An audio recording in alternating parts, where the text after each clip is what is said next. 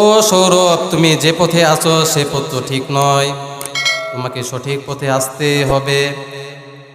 তোমাকে ধর্মের জন্য অনেক ত্যাগ স্বীকার করতে হবে, তোমাকে ধর্মের জন্য অনেক কিছু জানতে হবে, তোমাকে ধর্মের জন্য কষ্ট করতে হবে। তুমি যে পথে চলছো সেটা তো সঠিক পথ নয়, তোমাকে সঠিক পথে আসতে হবে। আর উনি যখন এই কথাগুলো বলছিলেন তখন ওনার পা থেকে মাথা পর্যন্ত আমি যেন কেমন দেখছিলাম।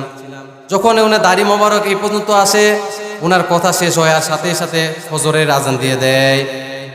আমি যেখানে ঘুমাতাম ঘর ছিল আবদ্ধ, সেখানে কোনো আজানের আওয়াজ আসতো না। কিন্তু যেদিন আমি স্বপ্নটা দেখি কেমন জানি সেখানে ঘরের আমার কানের মধ্যে আওয়াজ চলে আসলো, আল্লাহু আকবার, আল্লাহু আকবার। কিন্তু আমি স্বপ্নটা দেখার পর ভাবলাম হয়তো আমার আমলের ভিতরে কোনো ঘাটতি আছে, এই জন্য আমার আমল আমি বাড়াতে লাগলাম। আমি খেলাধুলা সব কিছু বন্ধ করে সব সময় আমি বাইবেল স্টাডি করতাম। আর পরবর্তীতে যখন এভাবে দিন কাটতে লাগলো, প্রায় আবার 3 মাস পরে একইভাবে আমি স্বপ্ন দেখলাম। সে স্বপ্নের মধ্যে সে ব্যক্তি এসে আমাকে বলছে, তুমি যে পথে আসো সে পথ তো সঠিক নয়, তোমাকে সঠিক পথে আসতে হবে, তোমাকে ধর্মের জন্য অনেক কিছু করতে হবে, ধর্মের জন্য তোমাকে কষ্ট স্বীকার করতে হবে। আমি আবার ভাবলাম আমি যে কাজ করছি আমার তো কোনো কাজে ভুল দেখছি না, আমি তো কোনো গুনার কাজ করতেছি না, তাহলে কেন এই ব্যক্তি আমাকে এসে বারবার বলতেছে? আর স্বপ্নে যে আমি তো অনেক স্বপ্নকে মরতে করতে মিথ্যা, কিন্তু এই যে স্বপ্ন দেখছি কেন জানি মনে হচ্ছে এই স্বপ্ন আমার মিথ্যা না, এই স্বপ্ন সত্যি। কেউ যেন আমাকে একজন ইশারা করছে আমার জীবনকে সঠিক পথে চালানোর জন্য। তখন আমি অনেক চিন্তা করলাম, চিন্তা করে যখন দেখলাম যে আমি যা করছি ঠিকই করতেছি, ভুল কোনো কিছু না। এরপরে 3 মাস পরে আবার যখন আমি স্বপ্ন দেখলাম, সেই স্বপ্নতে যখন তিনি আবার এসে আমাকে বললেন, এই সৌরভ, তুমি যে পথে আসো সেটা তো সঠিক পথ নয়, তোমাকে সঠিক পথে আসতে হবে, তোমাকে ধর্মের জন্য অনেক কিছু করতে হবে। তখন কেমন জানি আমি জাগ্রত, তখন ওনাকে প্রশ্ন করলাম, আপনি কে আর আপনাকে কোন পথে আসতে বলতেছেন? আমি কি করব? আমি তো যে পথে আছি আমি তো মনে করতেছি না আমি ভুল পথ, আমি তো এক ধর্ম খ্রিস্টানের প্রতি আছি, আমি তো যা করছি সঠিক মতোই করছি, আমি যা করছি আমি তো বুঝে শুনে করছি, তাহলে আপনি কেন বলছেন আমাকে সঠিক পথে আসতে? তো উনি আমাকে এক কথায় উত্তর দিলেন, আমি সেই ব্যক্তি, আমি হলাম ইসলামের প্রবর্তক হযরত মুহাম্মদ সাল্লাল্লাহু আলাইহি ওয়াসাল্লাম। আমি এখনো বললে ভাই আমার গা শিরে যায়। আমি তো ভাই নবীর কদর বুঝতাম না তখন।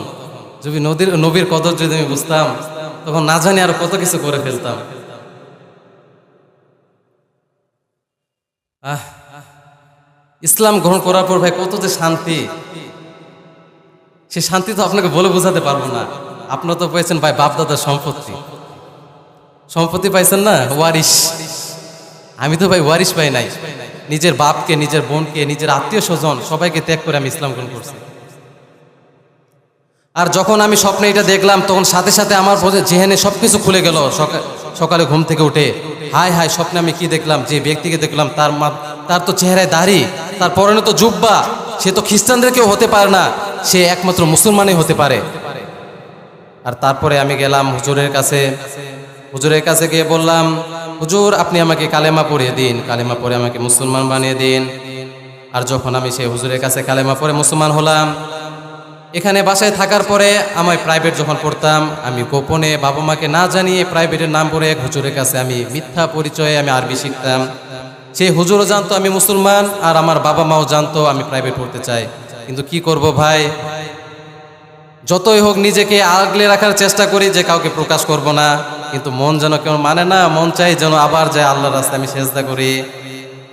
গোপনে আমি আসতাম, ফজরের নামাজ পড়তাম, অন্ধকারের ভিতরে ফজরের নামাজ পড়তে যেতাম যেন কেউ আমাকে না দেখে, কেউ যেন না চিনে। কেননা এলাকার মুসলমান যদি আমাকে চিনে তখন তো বলবে, তুমি অমুকের ছেলে না, তুমি তো ভাই অমুকের ছেলে, তুমি তো খ্রিস্টান, তুমি কেন মসজিদে এসেছো? তখন তো আমার বাবাকে কেউ বলে দিবে, আর বাবাকে বলে দিলে তো আমার রেহাই থাকবে না, আমি তো ইসলামের কোনো কিছু করতে পারবো না, উনি হয়তো আমাকে মেরেও ফেলতে পারে। কিন্তু কেন যেন মন মানে না, শুধু চাই যেন আল্লাহর কাছে আমার কপালটা ঠেকিয়ে দিই। আর হঠাৎ যখন এভাবে চলতে চলতে আমার মা, আমার পরিবারের সবাই জানতে পারলো, জানার পরে আমাকে মারার জন্য বিভিন্ন পরিকল্পনা করলো। আমার মাকে মারার জন্য লাখ লাখ টাকা খরচ করে ফেললো তারা।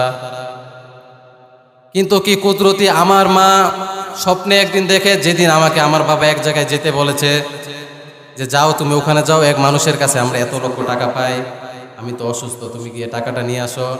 কিন্তু আসলে সে ব্যক্তির কাছে টাকা পায় না।